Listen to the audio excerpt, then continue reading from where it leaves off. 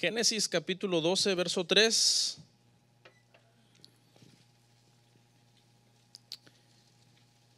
Aleluya. Génesis 12, verso 3. Sean bienvenidos todos. Hoy tenemos el tema número 1 de una serie que hemos titulado Hermanos, mejorando mi familia, que es muy importante.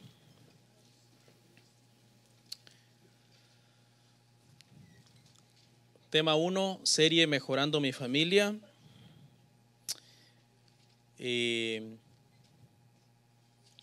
Libro de Génesis capítulo 12, versículo 3. Gloria a Dios.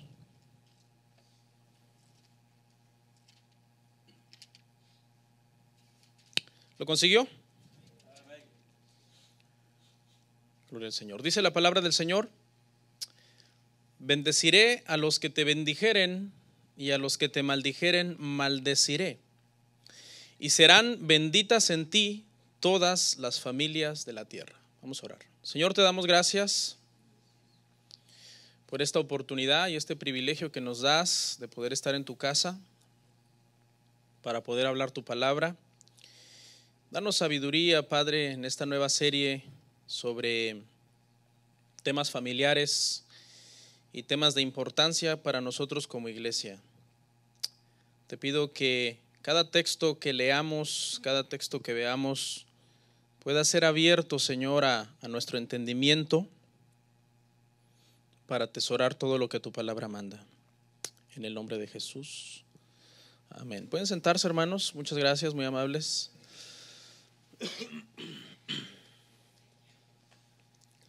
Gloria al Señor. El día de hoy vamos a tocar un tema un poquito controvertido, hermano, para iniciar la serie. El tema se titula La iglesia me robó mi familia. Es un tema bien extraño, ¿verdad? Pero este tema, hermano, lo estamos dando para responder las inquietudes que mucha gente tiene, porque mucha gente nos ha de alguna forma contactado, ¿no? Para preguntarnos qué pueden hacer, porque debido a que miembros de sus familias están en alguna iglesia, prácticamente han perdido su familia. Porque mucha gente entiende que convertirse al cristianismo es prácticamente como volverte una persona extraña, antisocial, que ya no se junta con nadie o que ya no convive con nadie. Quiero comenzar por hacer una pregunta, hermanos. ¿Qué es primero, hermanos? ¿La familia o la iglesia? La familia, ¿verdad? Amén.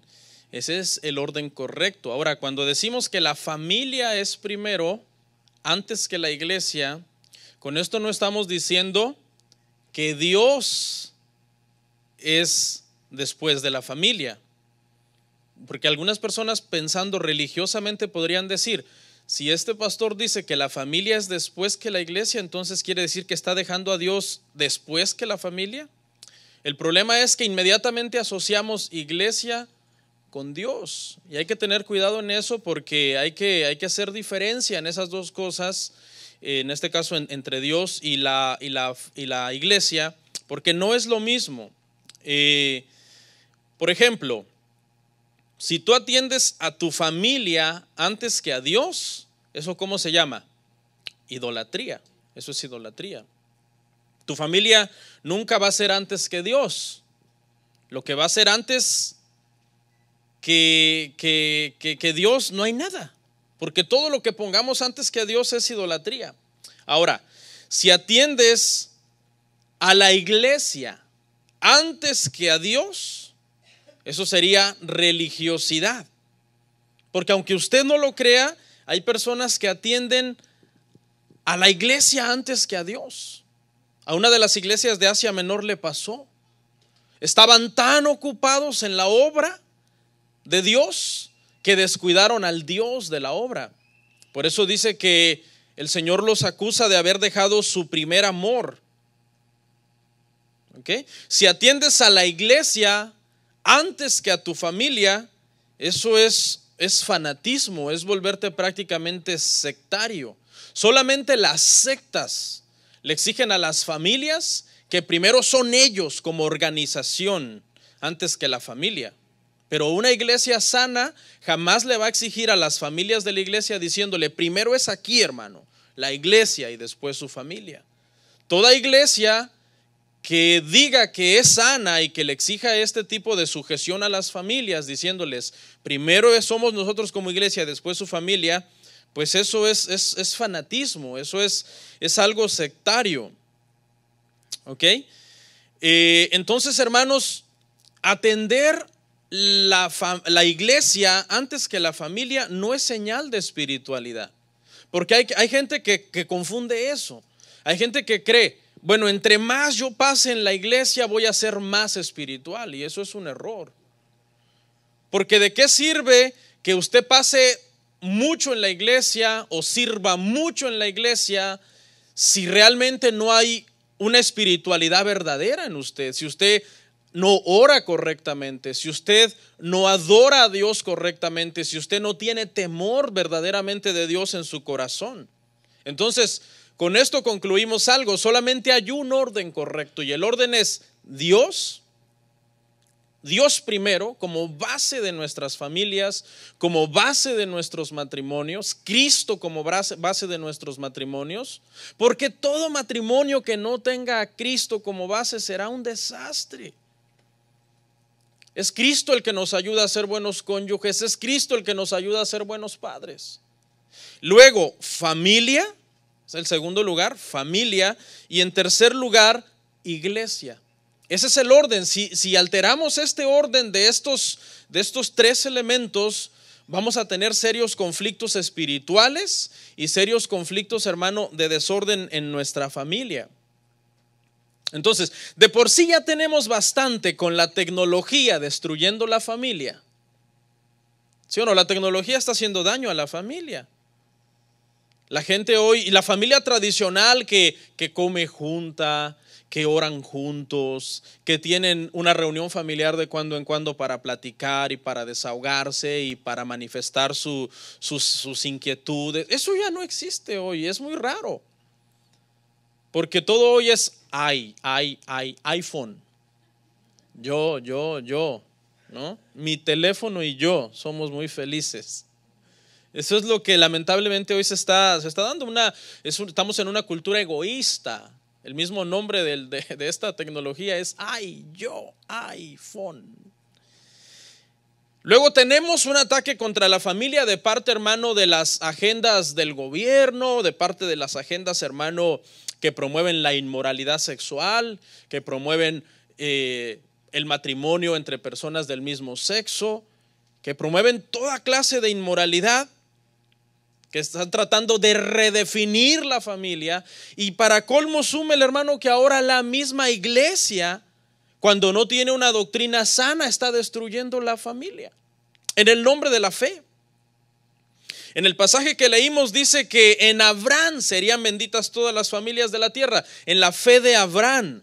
Y ese versículo significa que Cristo descendería de Abraham y que por la fe todos seríamos bendecidos.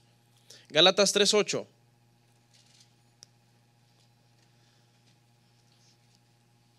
Dice, y la escritura, previendo que Dios había de justificar por la fe a los gentiles, dio de antemano la buena nueva a Abraham, diciendo, en ti serán benditas todas las naciones, todas las familias, en la fe en Cristo Jesús. La intención de Dios es que las familias sean bendecidas por medio de la fe, no desintegradas en el nombre de la fe. Porque eso es lo que está pasando hoy día. Hoy día muchas iglesias no se dedican a integrar familias, se dedican a desintegrarlas, a desestabilizarlas con la enseñanza que están dando. Hoy hay iglesias, hermano, cristianas que han llegado al punto de promover divorcio en el nombre de su visión. No, si tu cónyuge no está de acuerdo con esta visión, divórciate de él porque está endemoniado. Y si un familiar tuyo se fue de esta iglesia, ya no le hables y ya no te juntes con él, porque ya no está en la visión y es peligroso, te va a contaminar. Oiga, hermano, eso es lo que están promoviendo las iglesias cristianas el día de hoy. Cuando la Biblia en ningún momento manda eso, ya aparecen testigos de Jehová, ya aparecen mormones, ya aparecen la ciencia cristiana, esa famosa Scientology que le llaman. ¿Qué es eso? Promoviendo que si alguien se fue de aquí, exclúyanlo, aíslenlo, aplíquenle la ley del hielo. Unos hermanos con los que he estado hablando y me han escrito me dicen: pastor, perdí a toda mi familia. ¿Por qué? Dice: me fui de la iglesia donde estábamos porque yo empecé a darme cuenta de todo lo que estaba mal ahí, y ahora mi familia ya no me visita, mi familia ya no me habla. Eso se está haciendo el día de hoy. Es una tristeza. Vamos a ver, hermano, algunas características de una iglesia que puede resultar peligrosa y dañina para las familias. Segunda de Timoteo 4, del 1 al 4. Esta serie, hermano, va a ser una serie temática, ¿verdad? Vamos a ver temas, y les recomiendo la serie expositiva. Los viernes tenemos una serie expositiva que estamos llevando el libro verso a verso. Y para los que son amantes de esa enseñanza, la enseñanza expositiva, que es la mejor enseñanza prácticamente que puede haber, venga el viernes. Y bueno, esta serie vamos a ver algunos temas. Te encarezco delante de Dios y del Señor Jesucristo, que juzgará a los vivos y a los muertos en su manifestación en su reino, que prediques la palabra, que instes a tiempo y fuera de tiempo, redarguye, reprende, exhorta con toda paciencia y doctrina, porque vendrá tiempo cuando no sufrirán la sana doctrina. Ahí sufrirán, entiéndase, no la soportarán, no les gustará, sino que teniendo comezón de oír, se amontonarán maestros conforme a sus propias concupiscencias, y apartarán de la verdad el oído y se volverán a las fábulas. El consejo de parte de Pablo a Timoteo es: te encarezco, te demandaré que prediques la sana doctrina, que hables lo que está conforme a la Biblia, conforme a las sanas palabras de nuestro Señor Jesucristo. Hermano, estamos viendo tiempos de herejía, hermano. Tiempos de herejía, hay muchísima herejía. Algunas veces les confieso que como pastor me siento hasta triste en ese sentido, porque digo, es que es tanta herejía la que se enseña, que es como una bola de nieve que se va haciendo gigante cada vez que rueda. Y más gente cae y cree en muchas enseñanzas que no se conforman a las sanas palabras de nuestro Señor Jesucristo. Y una mala doctrina es caldo de cultivo para destruir familias y destruir matrimonios y destruir hijos. Le dice: predica a tiempo y fuera de tiempo. En todo tiempo hay que estar predicando, hay que estar señalando los errores doctrinales que hacen daño al evangelio, que hacen daño a la familia. Le da la razón, le dice: porque vendrán tiempos en que no soportarán más la sana doctrina. Estos temas, como el que yo voy a dar hoy, es un tema que es como una sal a la herida para las iglesias que tienen a la gente no convertida a Cristo, sino secuestrada a ellos. Créame, hermano, hay iglesias donde la gente no está ahí, hermano, por voluntad, está secuestrados. Pero se han hecho como secuestrados bajo voluntad propia, porque ni son iglesias, ni son cristianas, ni son sanas. La palabra de Dios escasea el día de hoy en la mayor parte de las iglesias. ¿Sabe qué hacen las iglesias, hermano, para que la gente no se les vaya? Estrategias. He visto iglesias que hacen pasarelas de moda para las jovencitas de 15, 16, para que no se aburran. Hagámosle una pasarela de moda a las jovencitas y que se suban al altar a caminar con el caminado ese de las modelos. Otras iglesias hacen un taller de maquillaje para las hermanas, buscando cómo tenerlas acá, que estén contentas, que se sientan bien.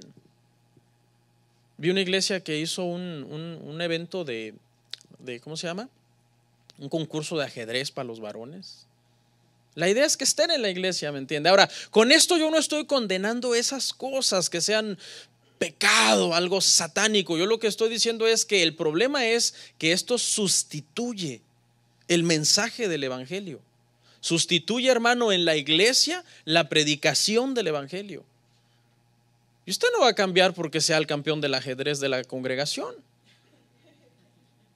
Ni la hermana que mejor se sepa, hermano, darse su manita de gato va a ser la más. No, eso no ayuda en nada espiritualmente. Eso es una pérdida de tiempo, eso es una vanidad, eso es inútil. Lo único que ayuda a las personas es la predicación del evangelio. ¿Sabe que yo no soy un pastor así, hermano, que voy a andar detrás de usted siguiéndolo? Nosotros no somos así. Yo no soy así, que voy a andar detrás de usted siguiéndolo, animándolo, tratando de convertirlo. Yo no soy así. Mire, una persona que no es cristiana, puede uno pasar, hermano, años animándolo y siempre va a ser el mismo doble ánimo, el mismo sube y baja. Claro, yo le puedo ofrecer a usted mi amistad y verdad, mi comprensión, mi cariño, pero ya que usted diga, ay, ando casi como que me voy de la iglesia, como que me voy al mundo, y lo que me hace falta para afirmarme en Cristo es una llamada del pastor. No, a usted lo que le hace falta es convertirse al evangelio. A usted lo que le hace falta es nacer de nuevo. Hay gente en la iglesia que es así muy melancólica. Ay, el pastor no me cuida. Casi me estoy convirtiendo en una cabrita y el pastor no me ayuda. No, usted no se está convirtiendo en una cabrita. Si usted actúa como cabra, usted ha sido cabra toda la vida. Sí, yo le puedo ofrecer a usted mi amistad, ir a visitarlo, ir a comer con usted, platicar, pero que yo ande detrás de usted tratando de convertirlo al evangelio.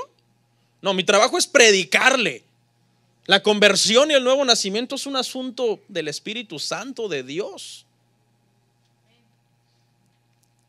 Muchas veces hay gente que a veces no comprenden a uno, porque a veces hay ciertos matrimonios o familias que dicen, ay, que el pastor no esto, no me ayuda, no me pone atención. Usted ni sabe cuánta atención se le ha dado a gente así, nunca ve uno frutos. Llega un momento en que te dices, no, mejor voy a vivir mi vida tranquilo. Y no es que no tengas amor, sino que uno no puede, hermano, hacer, si a una persona hay que andarlo animando para que sea cristiano, la respuesta es fácil, no es cristiano. Y tú no lo puedes convertir. Por eso venga aquí, oiga el evangelio. Esto es lo que yo más puedo hacer por usted, es predicarle el evangelio de Jesucristo.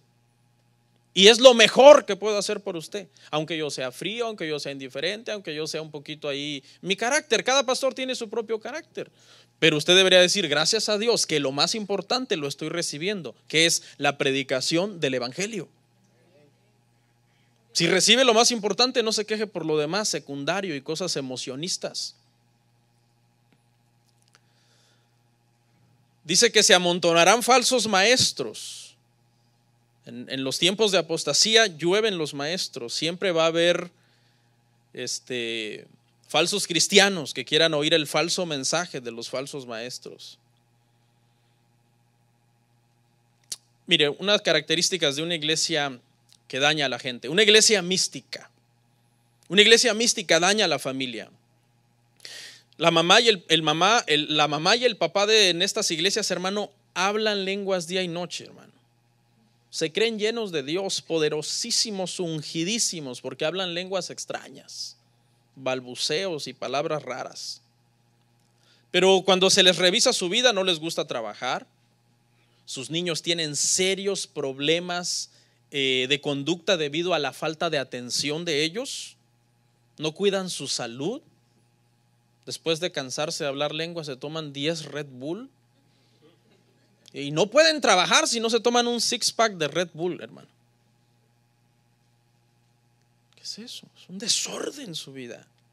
No limpian su casa. Llegas ahí, te da una depresión terrible, hermano. Hermanas, no se quejen de que no hay tiempo, no, hay tiempo. Mire, tallen los pisos hasta que rechinen de limpios. ¿Usted sabía que una casa sucia es un mal ambiente para los hijos?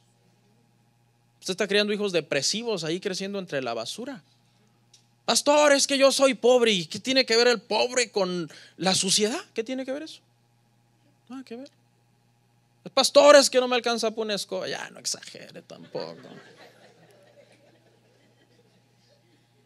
Lo que no le alcanza es las fuerzas de hacer algo útil.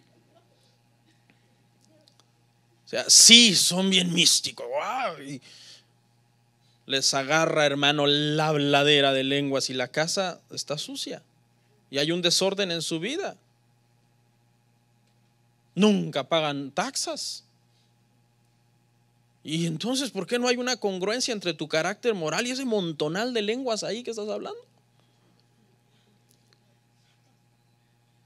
Son gente, las iglesias místicas promueven, hermano, que la gente no sepa orar. Las personas que son miembros de una iglesia mística no saben orar. Lo único que saben hacer es guerra espiritual, que por cierto es gravísimo, hermano. La guerra espiritual es algo malo. Es algo que hermano, es absurdo que un cristiano que está bajo la soberanía de Dios tenga que estarse peleando con el diablo. ¿Qué es eso? La oración sana es una oración que glorifica a Dios. Acción de gracias, sean conocidas, dice, nuestras peticiones delante de Él. La guerra espiritual hace daño, hermano. Eso daña. Mire, cuando nosotros estábamos en el error, hermano, que no me da pena reconocerlo porque Dios nos sacó de ahí con un propósito y enseñamos algunas de esas cosas a nuestros hijos, se les hizo daño, hermano, a nuestros hijos. Nuestras gemelitas tenían 3 años, 2 años y se les enseñó a hacer eso, hermano, y comenzaron a tener conductas extrañas, temor, muchísimas pesadillas. No querían ni siquiera ver algo en la televisión, que pasara algo extraño en la televisión, salían corriendo, le huían a la televisión. Comienzan a ser niños retraídos, niños, hermano, que les da miedo la oscuridad. Según tú los estás haciendo grandes guerreros, no, les está haciendo un daño psicológico, un daño emocional a los niños. Nunca le vaya a enseñar a sus hijitos, hermano, eso. Enséñele a darle gracias a Dios, a bendecir el nombre de Dios. Esas cosas son malas, hermano.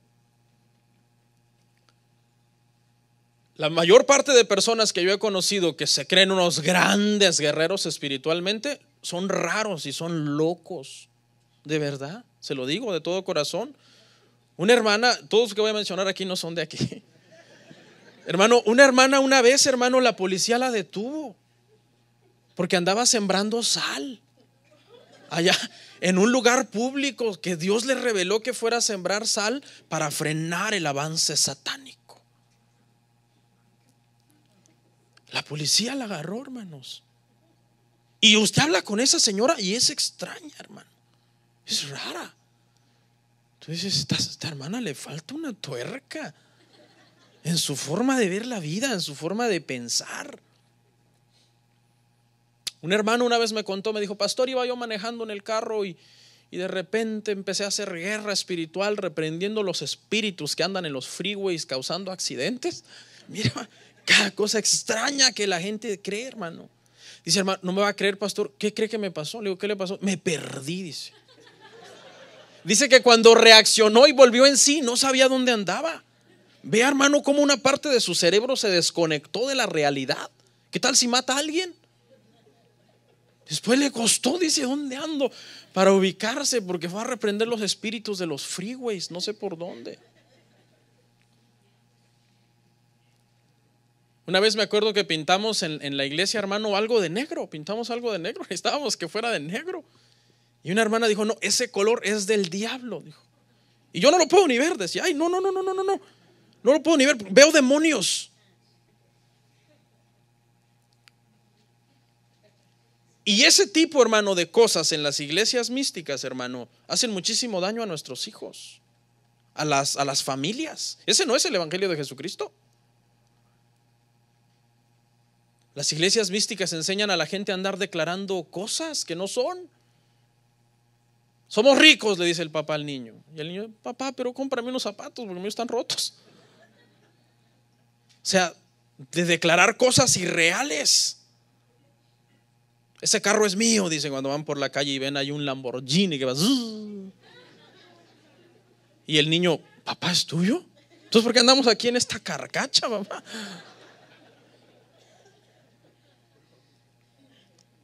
Es que unas cosas irreales, hermano. Gente que a veces no tiene para pagar la renta, dice: no, yo soy hijo del rey, pero préstame para la renta. Entonces, sea, es un evangelio místico que daña a las familias. Creen todo lo que sueñan. Anoche soñé que no sé qué, que no sé. Creen que todos los sueños son señales que Dios le está dando para que vayan a reprender a un hermano. Hermano, yo lo soñé a usted tomando. Hermana, ¿qué le pasa? Arrepiéntase, hermano. Hermana, tranquila. Un hermanos hace años siempre me soñaba tomando. Hoy anda tomando, pero él sí. Pastor, oremos. ¿Qué, hermano? ¿Qué pasó? Lo soñé tomando. Hermano, ¿qué es eso? No, hermano, yo quiero orar por usted, pastor. Oye, él anda, hermano, y así no estoy exagerando, él anda en eso. Porque creo que la concupiscencia es lo que la gente sueña. Una iglesia, hermano, que es peligrosa para las familias también es una iglesia que predica la Biblia fuera de contexto. Pueden ser los temas bonitos, pueden ser interesantes desde el punto de vista humano, pero no son mensajes bíblicos. Muchos pastores ahorita no están predicando la Biblia, están predicando algo que inventaron durante la semana. O sea, durante la semana no estuvieron diciendo, voy a leer la Biblia para predicar, sino me voy a poner a pensar para inventar. Y ese es un problema. Predicar la Biblia fuera de contexto es igual a no predicarla. Y yo creo que es peor. Creo que está más exento alguien que nunca ha oído la Biblia al que la está oyendo, pero todo lo que sabe está mal porque no se le está dando una interpretación correcta. En estos días, por curiosidad, iba yo por ahí pasando, hermano, en algún lugar en el internet, y vi a un pastor de la ciudad predicando. Me llamó la atención y pum, le di clic. 1 hora. Su tema era que en este tiempo de crisis, de dificultad, es cuando más Dios te va a bendecir, te va a prosperar, que no tengas miedo de poner un negocio, de abrir una compañía. 1 hora, ni un solo versículo bíblico. Al final le dijo a los hermanos, ¿cuántos creen esta palabra? Mi pregunta es, ¿qué palabra? La palabra de él, porque no citó la Biblia, ni enseñó la Biblia. Y toda la gente pasó al frente a llorar, a brincar, a gritar, a patalear, a diciendo, yo agarro esta palabra. ¿Qué palabra? La palabra del pastor, que les está animando a la gente a seguir llenándose de ego y de orgullo y de soberbia, para que sean grandes, ricos, empresarios y poderosos.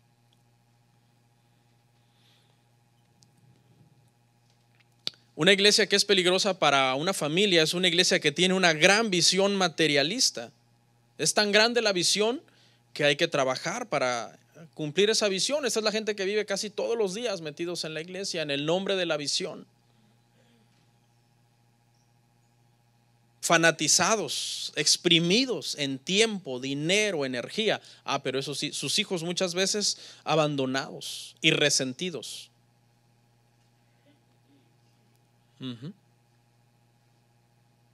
Estas son las iglesias de la visión que hasta promueven el divorcio. Cuando uno de los cónyuges se cansa del abuso y dice, no, ya me cansé del abuso. Y el otro viene y dice, pastor, fíjese que mi esposa está actuando rara. Dice que ha oído por ahí prédicas de sana doctrina en internet. Y aquí estamos mal. No, divórciate de Jezabel, le dice. Es Jezabel, divórciate de ella. Son iglesias que tienen agendas casi llenas los 7 días de la semana, porque creen que entre más actividades tengan, más la gente se va a santificar o a ser espiritual. Tienen a las personas exhaustas. Estar metido en la iglesia de noche no significa, hermano, estar bien espiritualmente. Obviamente la iglesia debe tener sus reuniones, sus servicios, pero también debe de haber sabiduría, hermano. También en la iglesia debe haber sabiduría y prudencia, para que la agenda de la iglesia no sea tan ocupada al grado de que las familias están desintegrándose.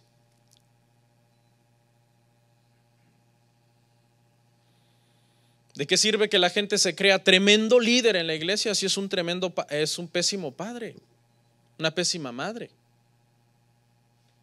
Estás descuidando lo más importante, tus hijos.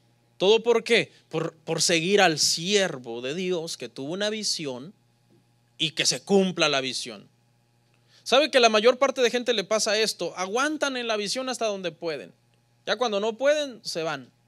¿Y qué pasa después? ¿Disfrutaste todos los años que te mataste ahí? No. ¿Sabes qué vas a recibir? Maldición. Toda familia que se va de una iglesia de la visión, no importó cuánto metió ahí, cuántas horas, trabajo, dinero, lealtad, fidelidad, muchas veces en ignorancia son leales la gente a ese tipo de iglesias. ¿Qué vas a recibir cuando te vayas? No creas que vas a recibir una bendición. En una iglesia de esas, si te vas, estás bajo maldición. Eres un rebelde.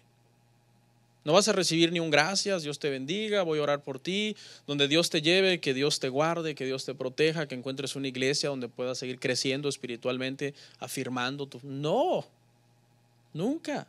De una iglesia así nunca va a poder salir en paz la gente, nunca. Porque si no estás en la visión, ¿estás en qué? En división, de acuerdo a los lemas que estas iglesias han inventado. Las iglesias legalistas hacen un daño terrible a la familia. Les enseñan a las familias de la iglesia que todo es pecado. Los hijos de estas personas, lo último que querrán hacer cuando sean adultos es ir a una iglesia. Todo es pecado, todo es del diablo, esa ropa es del diablo, ese pelo es del diablo, esa pulsera es del diablo, ese anillo es del diablo. Hermano, en esas iglesias se habla más del diablo que de Dios. Porque claro, tienen una mala doctrina de la salvación. No han entendido que las doctrinas de la salvación no las tienen claras. Entonces enseñan a la gente a estar reteniendo su salvación toda la vida. Y eso es un problema. A las niñitas les enseñan que todo es pecado. Yo a veces vamos a la escuela de mis hijas y yo rápido le digo a mi esposa, le digo, esa niñita que va allí, sus papás son cristianos. Me dice, ¿cómo sabes? Digo, pues mírala, una falda hasta el tobillo, aparte unas mallas abajo de la falda. Y a veces ha coincidido que son del salón de mis hijas. Le digo, mijita, ¿esa niña es cristiana? Sí, papi, ¿cómo sabes? Sí, ella me ha dicho que va a la iglesia también. Yo también le he contado que yo también voy a la iglesia. Ahora, con esto no estoy promoviendo que vistan a sus hijas indecentes y vulgares, ¿no? Pero, o sea, es tan marcada esa enseñanza de que todo es pecado sobre los hijos, que las niñitas también empiezan a vestirse así, van a la playa con una falda hasta el tobillo. Las niñitas de 11, de 10 años, de 12 años. Ahora, con esto no se entienda que nosotros somos libertinos, no. Pero ese tipo de enseñanza, hermano, es dañina, es peligrosa. Es más religiosidad que espiritualidad.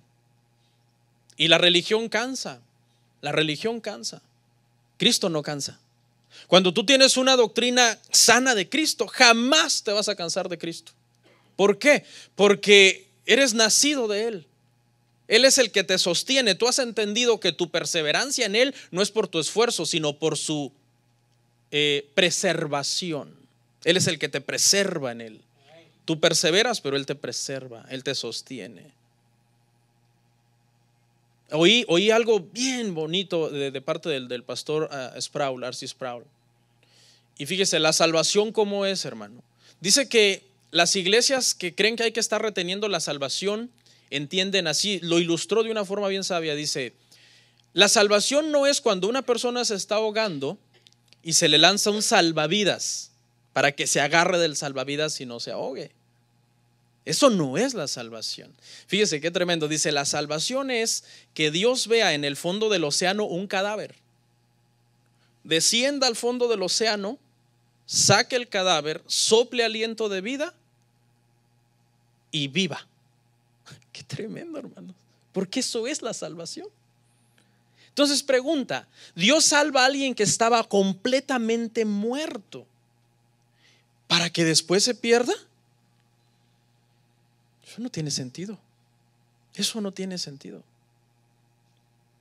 O sea, el que nos llamó, la muerte en la cruz que nos salvó, la gracia que nos salvó, es la gracia que nos sostiene a nosotros. No es por obras de justicia, no es por creernos más santos, por mi vestir.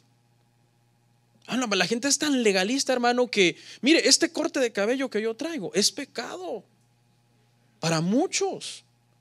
Ahí en YouTube me han escrito, hermano, ¿qué haces predicando con ese corte de cabello? What? Esa no me la sabía, digo yo, es un nuevo dogma. Según yo es un casquete corto tipo militar. Sí, así, porque así cuando yo iba a México a rasurarme, aquí no se pide así, ¿no? Pero iba a México a rasurarme, hágame un casquete corto. Así me enseñaron ahí. Según eso es lo que yo pido para que, más que ahora en otros términos, ¿no? Términos ya. Que por cierto, el peluquero nunca le entiende a uno, hermano. ¿Quién sabe los peluqueros qué pasa con ellos, no? Siempre sales como, bueno, más o menos, ya me voy.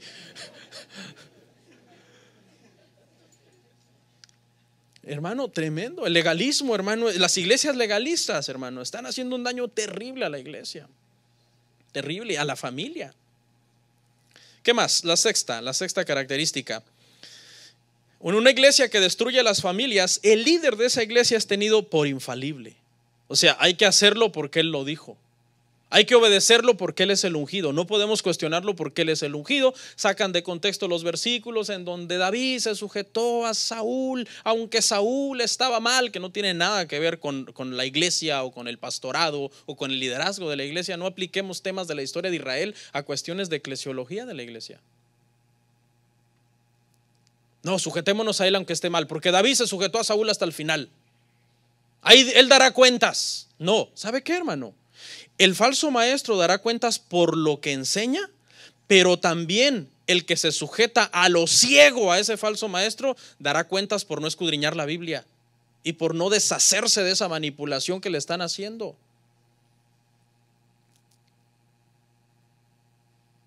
No hay que caer en una sujeción extrema. Ahorita al final vamos a hablar de que debe haber una sujeción, pero una sujeción bíblica. Estas iglesias son sectarias. Se parecen a los Amish, a los testigos de Jehová, a los mormones, porque hacen cosas extrañas. Mire, yo estos datos que le voy a dar es porque yo lo he estudiado de noticieros, leído en blogs de noticieros serios. Mire, han matado gente tratando de liberarlos. ¿Sí? Esas iglesias místicas así de la declaración y todo eso de la santidad Jehová, en donde han liberado a gente a saber usando métodos extraños y le han causado la muerte a personas que han intentado liberar o sanar. Hace un tiempo atrás leí esta noticia impactante. Un niño estaba enfermo. El niño me parece que tenía 5 años, 4 años. Y una de las personas que estaba orando por él dijo que Dios le había revelado que ese niño tenía que ayunar para que Dios lo sanara. Y lo sometieron a un ayuno extremo que le causó la muerte al niño.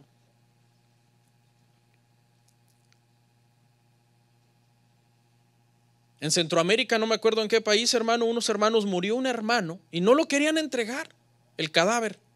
Lo trajeron a la iglesia orando para que Dios lo resucitara. Que porque Dios les había revelado que él lo iba a resucitar. Tuvo que intervenir la policía para quitarles el cuerpo, porque ya estaba obviamente descomponiéndose, ¿no? Y es peligroso. Puede producir una enfermedad a las personas que estén cerca. Todas las iglesias que creen eso, hermano, son las iglesias que profesan la mayor santidad. Santidad a Jehová. Somos la única iglesia de sana doctrina, de acuerdo a sus puntos de vista como ellos ven la enseñanza. ¿Y quién es, hermano? ¿Qué iglesia es la principal promotora? ¿Qué denominación, por decirlo así, o qué movimiento es la principal promotora del evangelio de la prosperidad? La iglesia carismática. La iglesia carismática es la principal promotora del evangelio de la prosperidad. El evangelio, y cuando me refiero a carismática me refiero a todas las iglesias que hacen un abuso de todas estas cosas místicas. Ellos son los principales promotores del evangelio de la prosperidad. ¿Cuánto tienes? ¿Cuánto vales? Ahora, vamos a ver, hermano, características de una familia cristiana sana. Ya vimos que pues algunas cosas de ciertas iglesias que no son sanas, que acaban haciendo daño a la familia.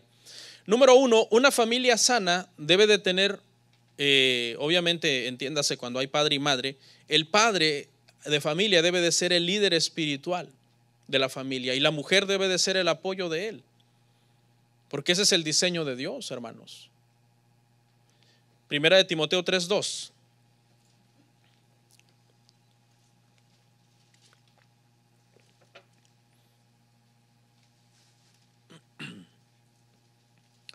Primera de Timoteo 3:2 al 5. Pero es necesario que el obispo sea irreprensible, marido de una sola mujer, sobrio, prudente, decoroso, hospedador, apto para enseñar, no dado al vino, no pendenciero, no codicioso de ganancias deshonestas, sino amable, apacible, no avaro, que gobierne bien su casa, que tenga a sus hijos en sujeción con toda honestidad, pues el que no sabe gobernar su propia casa, ¿cómo cuidará la iglesia de Dios? Estos requisitos por aplicación directa estaban dirigidos a los obispos, a los ancianos, a los encargados de las iglesias, pero por extensión sabemos que aplican a todos los que somos creyentes, porque uno no puede decir, no, eso no aplica a mí porque yo no soy obispo. Son principios que aplican a todos nosotros. Dice, marido de una sola mujer. O sea, si queremos tener una familia sana, necesitamos que los hombres de cada familia, la cabeza de hogar de cada familia, sea también alguien sano. Que esté casado, que esté, hermano, ordenado, bien establecido, en un ambiente de paz, de amor, de armonía en la familia. Todo cristiano que quiera liderar sanamente su familia debe comenzar por tener un buen matrimonio, hermanos. Una buena relación con su esposa, una buena relación con sus hijos. O sea, ¿cómo yo quiero tener una iglesia, una familia sana, si yo como hombre de mi familia no estoy haciendo bien las cosas? Con un matrimonio, hermano, en mal estado, en donde viven siempre peleando el hombre y la mujer, no hay atención sobre los hijos, eso va a ser un tropiezo para tu vida espiritual. Debe de ser muy difícil tratar de agradar a Dios si estás casado con el diablo. Pues sí, o sea, una constante lucha de poder, pleitos, diferencias, humillaciones, faltas de respeto. Hombre, tú quieres tener una familia bendecida, debes de hacer tu papel de hombre y tener un matrimonio sano, una familia sana. ¿Es fácil? No es fácil. Es bien difícil tener un matrimonio sano. Incluye trabajo, hermanos. El matrimonio no se hace sano de la noche a la mañana, por sí solo. Hay que trabajar, hay que soportarnos, debe de haber, hermano, paciencia unos con otros. Dice, someteos unos a otros en el temor de Dios. Ahí en el contexto está hablando del matrimonio. Esta semana, hermano, mientras yo estaba estudiando ahí en mi casa, mi esposa andaba haciendo el quehacer. Y mi esposa, hermano, para hacer quehacer es bien brusca, hermano. Así como la ven delgadita, así, hermano, no, hombre, hermano. Hermano, eso parece un remolino en la casa. Truenan las puertas de los gabinetes, ¡pah! Los trastes, los vasos en el lavabo, el agua de la llave cayendo a todo lo que da. Y la escoba pasa por el piso casi arrancando el vinil, hermano. No solo la basura. Y yo la volteé a ver, le digo, amor, wow, que eres bien brusca, le digo, para hacer qué hacer. Y me dijo algo que es cierto, me dice, oye, ¿te acuerdas que esto te molestaba cuando estábamos recién casados? Digo, sí, pues yo pensaba que andabas furiosa.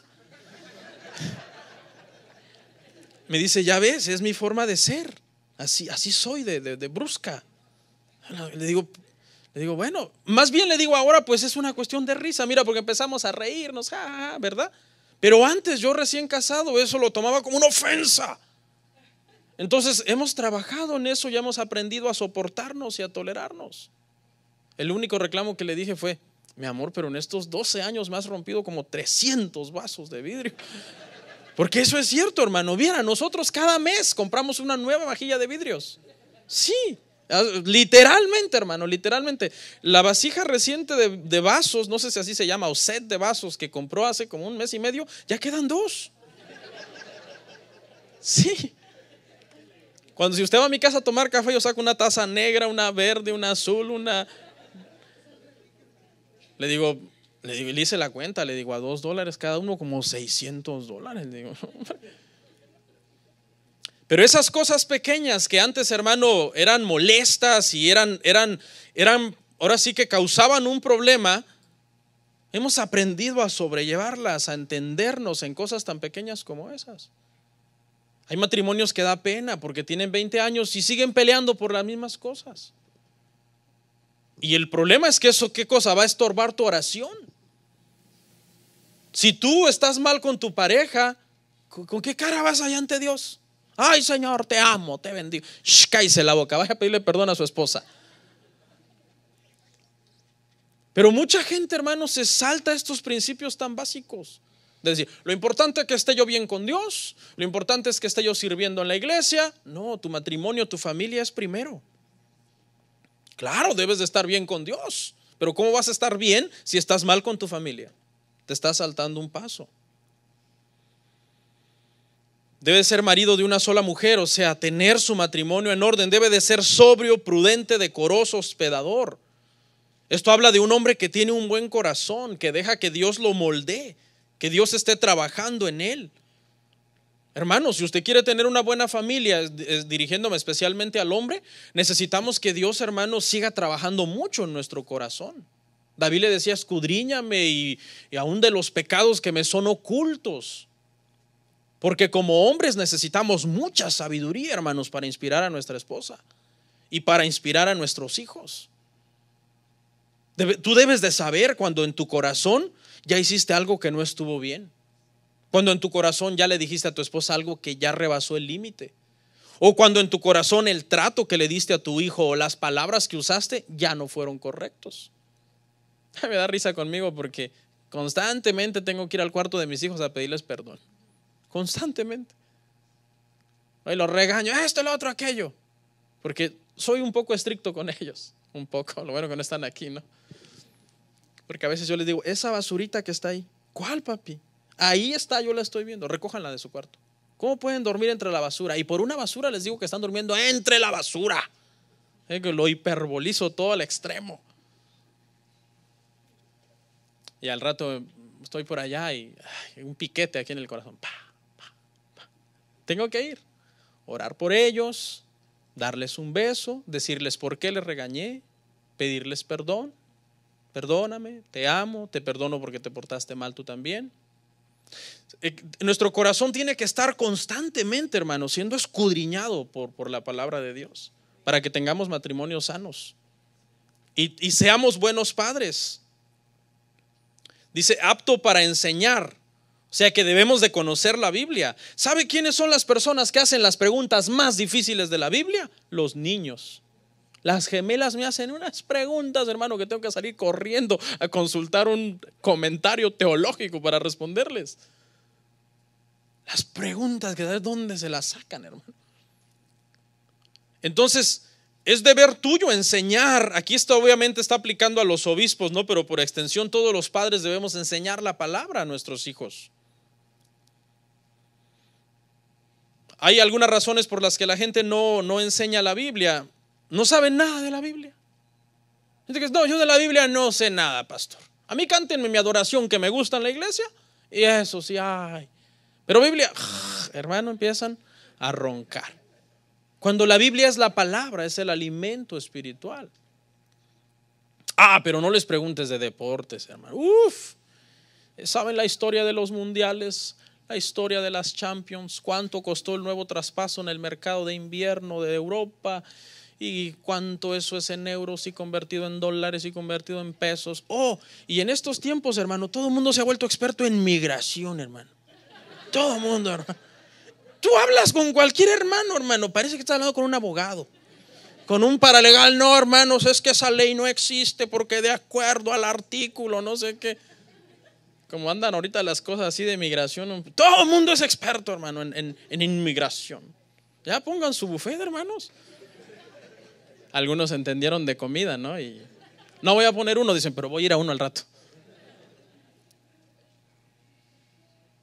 Otros saben mucho de la Biblia, pero no lo pueden enseñar porque no lo viven. No lo viven. ¿Cómo lo van a enseñar? Y otros pues simplemente no les interesa. Pero el deber de los padres, si queremos familias sanas, es ser aptos para enseñarles la Biblia a nuestros hijos.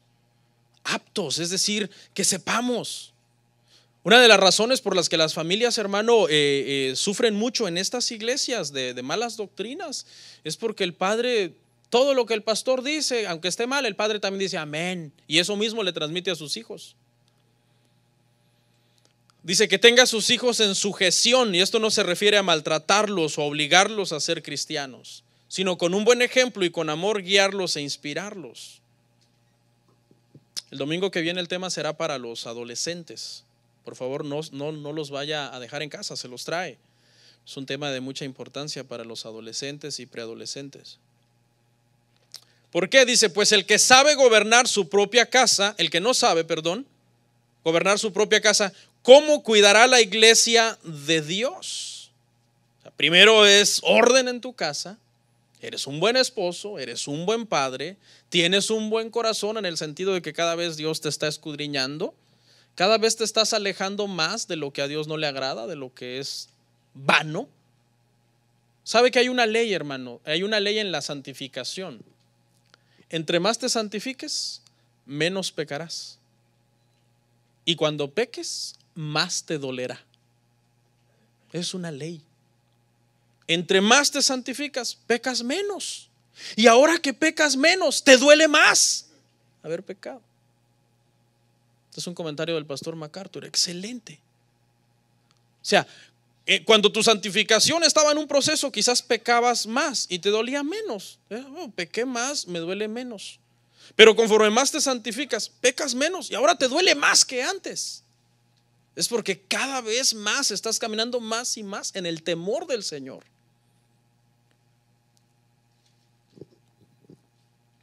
El padre debe de ser líder espiritual de su casa y de ahí parte que pueda hacer bien su trabajo dentro de la iglesia. Lamentablemente el día de hoy en las iglesias, hermano, carismáticas y místicas se promueve demasiado el matriarcado espiritual. Eso es dañino para la familia. El pastor que le dice a una mujer, usted levántese, hermana, usted tome las riendas de la familia si su esposo no quiere. Usted mande, usted haga esto, usted aquello. Yo no estoy diciendo que la mamá no puede orar por los hijos, no puede enseñarles la Biblia cuando el esposo es inconverso, etcétera, etcétera. Pero hay muchos pastores, hermano, que promueven el matriarcado espiritual. Promueven a la mujer decirle, si tu marido no lo hace, tú hazlo. Y libéralo porque está endemoniado. Y esas son mujeres que siempre andan, hermano, ahí tras el marido. Pero es una mala instrucción del pastor y de la iglesia. Promover matriarcado espiritual en las familias. Eso es dañino. Hay mujeres que dicen así, no, mi marido sí va a la iglesia, pero allí la que manda soy yo. Eso no, eso está mal. Eso no es el diseño de Dios para la familia. 2, una familia sana, hermanos, está sujeta a un pastor de sana doctrina. Hebreos 13:7. Es necesario, hermano, estar en sujeción de autoridad, pero de una autoridad sana. Acordaos de vuestros pastores que os hablaron la palabra de Dios. Considerad cuál haya sido el resultado de su conducta e imitad su fe. ¿Okay? Los padres, por ejemplo, hermano, que andan detrás del apóstol, detrás del profeta, detrás del ungido, ¿qué le están enseñando a sus hijos? Idolatría. Eso no está bien. La familia, empezando por el padre, debe estar bajo autoridad de un pastor, bajo supervisión, bajo cuidado. Pero la sujeción al pastor depende de cuánto el pastor se sujete a la Biblia. O sea, porque yo, hermano, yo no tengo ninguna autoridad sobre usted, a menos que lo que yo esté citando sea la Biblia. Ahí sí tengo autoridad, porque la autoridad me la da la palabra. Pero así que yo vaya a mandar en su vida y en su familia y en su casa y a decirle dónde vivir y qué comprar, qué no comprar. Porque hay gente que entiende, escucha el error, que la autoridad del pastor reside en su título de pastor. No, la autoridad del pastor reside en cuanto se apega a la Biblia. Si tú te sometes a un pastor que no se apega a la Biblia, estás en rebeldía contra Dios.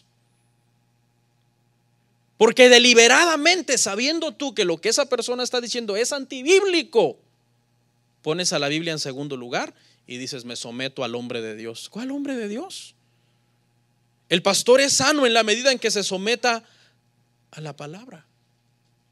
Por eso es bien importante que, mire, yo cuando doy temas así como que son temáticos, siempre trato de explicar los versículos que traigo. Aunque no es una predicación expositiva de verso a verso, pero son los versículos que explico los que me dan autoridad de hablar.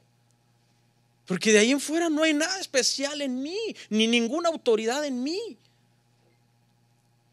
Yo no soy mejor ni más grande que ninguno de ustedes.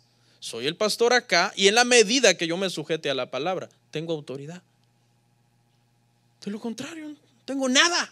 Nada de especial. Al contrario, comentarios, ilustraciones y ejemplos que yo les pueda dar de mi vida son hasta peligrosos. Y debo de tener mucho cuidado cómo decirlos, porque no es palabra de Dios. Son solo ilustraciones.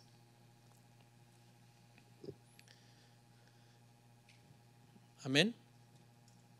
Peor las iglesias que están sujetas a un apóstol, hermano, moderno. Esas iglesias están en rebeldía contra Dios.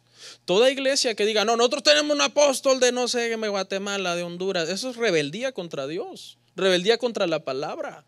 El pastor debe estar sujeto a la palabra de Dios, a la doctrina de los apóstoles Juan, Pedro, Jacobo, Pablo, no de fulano, mengano, perengano que está por allá hinchándose los bolsillos de plata.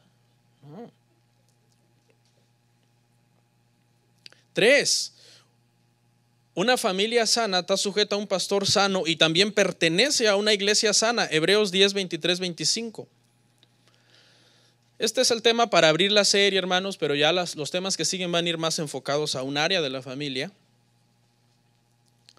Dice, mantengámonos firmes sin fluctuar la profesión de nuestra esperanza, porque fiel es el que prometió. Y considerémonos unos a otros para estimularnos al amor y a las buenas obras, no dejando de congregarnos como algunos tienen por costumbre, sino exhortándonos, y tanto más cuanto veis que aquel día se acerca.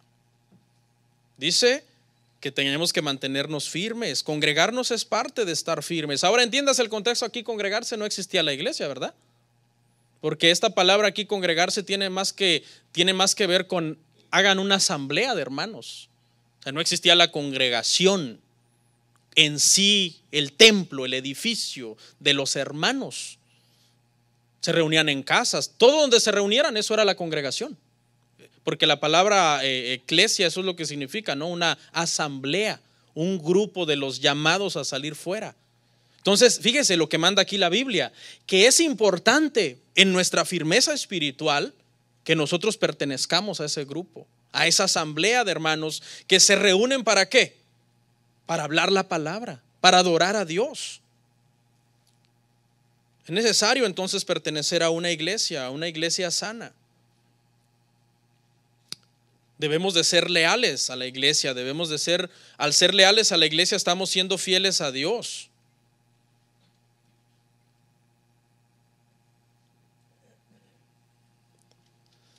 El congregarse no salva, hermanos, porque ninguna obra salva.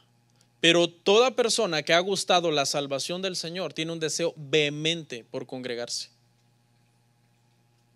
Tiene un deseo vehemente por congregarse, por ser parte de la vida de la iglesia, porque la iglesia fue establecida por Cristo mismo. 4.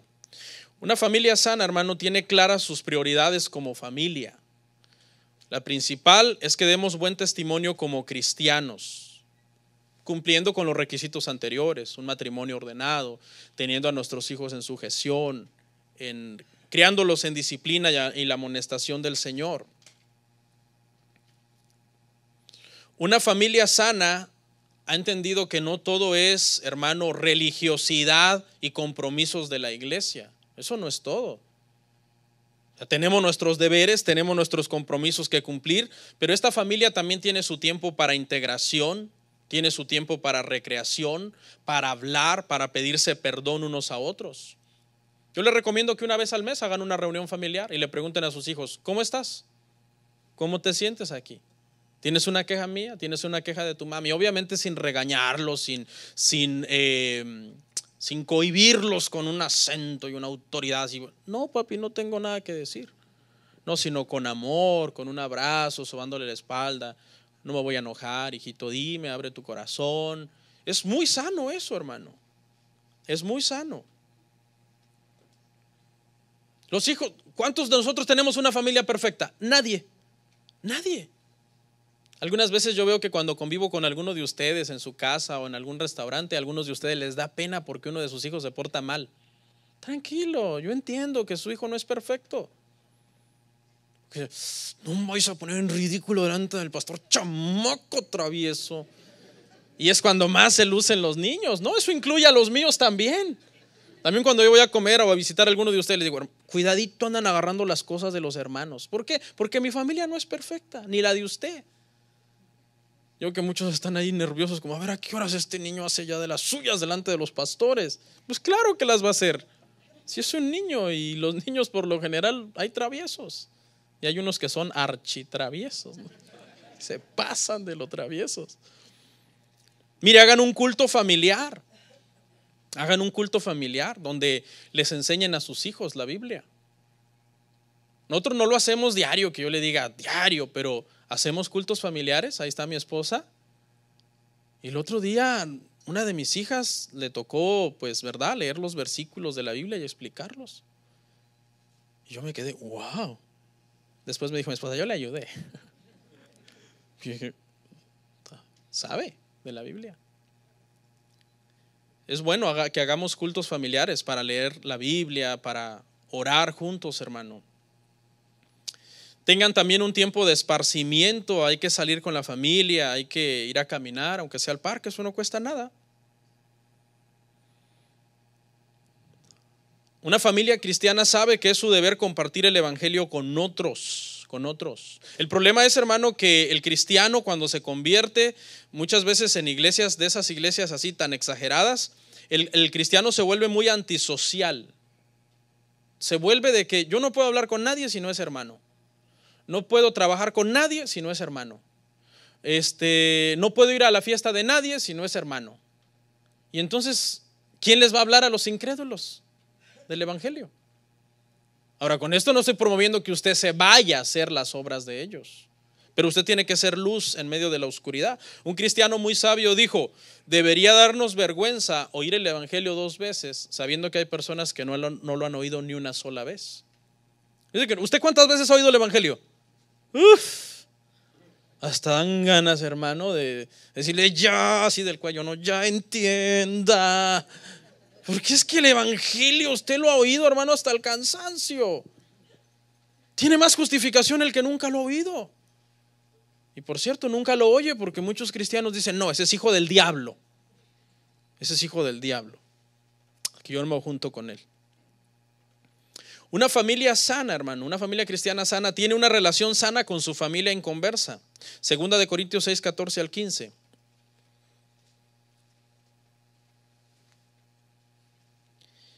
No os unáis en yugo desigual con los incrédulos, porque qué compañerismo tiene la justicia con la injusticia, y qué comunión la luz con las tinieblas, y qué concordia Cristo con Belial, o qué parte el creyente con el incrédulo. Este pasaje se ha malinterpretado, porque ¿qué dice al final? ¿Qué parte tiene el creyente con el incrédulo? ¿Y cómo lo interpreta la iglesia? No nos podemos juntar con los incrédulos. ¿Qué parte tenemos con ellos? No.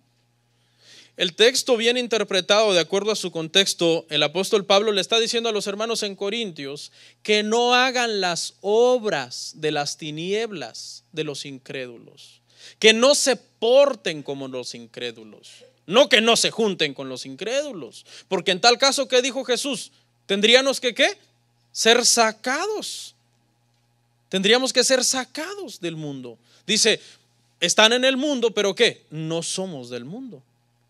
Esto no significa, hermano, que nosotros no podemos juntarnos. A lo mejor te toca trabajar con alguien que es satanista. No, él es satanista y te da trabajo. Y a lo mejor hasta tiene buenos principios morales y te paga mejor que el hermano. Y te trata quizás hasta más con dignidad que el hermano que te pagaba, que te trabajabas antes. Entonces, ¿qué? No puedo trabajar con él porque de acuerdo a la Biblia no puede haber comunión entre la luz y las tinieblas. No significa eso. Lo que significa es que tú no adores al diablo como él lo adora. Que al contrario, tú seas una buena influencia para él y le hables de Cristo.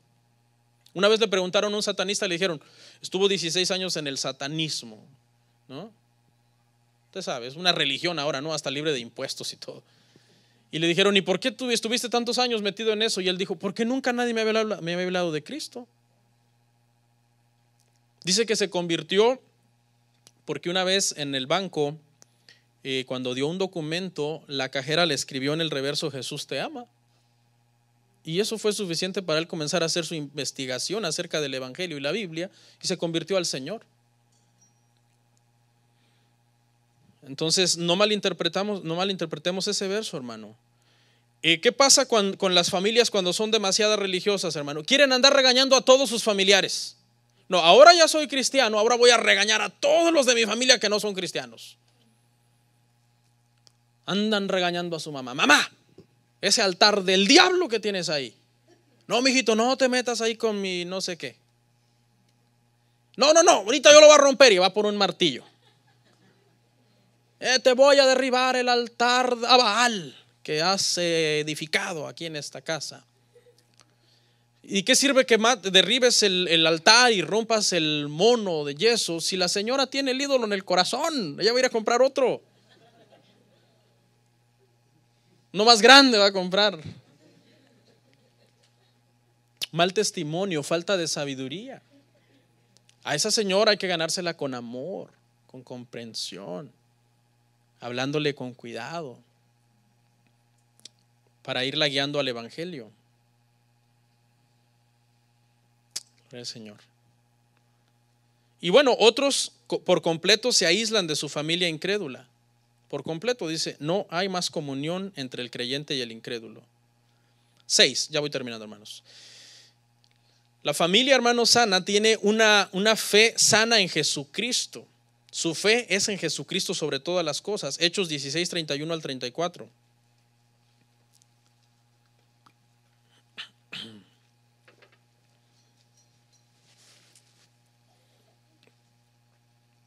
Ellos dijeron, cree en el Señor Jesucristo y serás salvo tú y tu casa. Y le hablaron la palabra del Señor a él y a todos los que estaban en su casa. Y él, tomándolos en aquella misma hora de la noche, les lavó las heridas y enseguida se bautizó él con todos los suyos, y llevándolos a su casa les puso la mesa. Se regocijó con toda su casa de haber creído a Dios. Un hombre es muchísima influencia para que la familia oiga el evangelio. Muchísima influencia. Por eso fue puesto como cabeza. Tiene muchísima influencia. Es más fácil cuando un hombre se convierte que la demás familia oiga el evangelio a que cuando la mujer se convierte. Y no estoy menospreciando a la mujer, pero es que ese es el orden. Cuando yo tengo mujeres que por años tienen convertidas y el esposo no viene. Y hay otros hombres que cuando ellos se convierten rápido viene la esposa a oír el evangelio. Viene a veces incrédula, ¿verdad? Y con sus posturas religiosas, pero rápido hay un sometimiento de parte de ella a él. Pero cuando es a la inversa, que es la mujer, pueden pasar años y el marido de esa hermana no viene a oír el evangelio a la iglesia. Porque obviamente el hombre es cabeza, hermanos. Debemos tener una fe definida, hermano, en Jesucristo, bien fundamentada en las doctrinas, hermano, de Cristo. A nosotros nos ha pasado bastante, hermano, que unas familias en el pasado estaban en la iglesia, creían en Cristo y después acaban que no, ya no vamos a ir porque vamos a guardar el sábado. Entonces, nunca entendieron las doctrinas de Cristo. Nunca entendieron las doctrinas del evangelio. No, ya no vamos a ir, pastor, porque nos volvimos testigos de Jehová. Ahora vamos a ir al salón del reino. No, una familia sana, hermano, tiene una sana doctrina en Jesucristo, una sana doctrina fundamentada en las doctrinas de Cristo. Creen en Jesucristo sanamente. 7 y último, con esto terminamos nuestro último versículo de hoy. Una familia sana, hermano, sirve a Dios en familia. Josué 24:15. Este verso que obviamente es para Israel, ¿verdad? Que por extensión sabemos que aplica a nosotros. ¿Por qué? Porque es un principio espiritual y los principios espirituales son eternos. Si mal os parece servir a Jehová, escogeos hoy a quién sirváis, si a los dioses a quienes sirvieron vuestros padres cuando estuvieron al otro lado del río, o a los dioses de los amorreos en cuya tierra habitáis. Pero yo y mi casa serviremos a Jehová. Es importante. Si empezamos desde el primer principio, que el marido es cabeza de la familia y lleva su matrimonio en orden y sus hijos en orden, lo más seguro es que tendrá una familia sana. Y una familia sana es una familia que está apta para servir a Dios. Porque si bien Dios nos llamó a salvación, pero también nos llamó a servir. También nos llamó, o sea, alguien invirtió dones y talentos para que tú te convirtieras. Tú no puedes ser egoísta ahora diciendo yo no voy a hacer nada para el Señor. Hay mucha gente que le rehúye tanto al servicio a Dios que yo no entiendo a esas personas, sinceramente. Porque uno de los principales, hermano, deseos de un nacido de nuevo, entiendo que a lo mejor no son nacidos de nuevo, eso es la duda que a mí me entra. Y como en ese sentido a mí no me gusta presionar a nadie, yo lo dejo. O sea, porque uno puede estar presionando a servir a alguien que no ha nacido de nuevo, primero que nazca de nuevo, ¿no? Pero yo no entiendo a la gente que se profesa ser cristiano que no quiere hacer nada para Dios. Porque Cristo vino y dijo, es mejor servir que ser servido. Y es un ejemplo que Él nos dio a nosotros, servir, ser útil.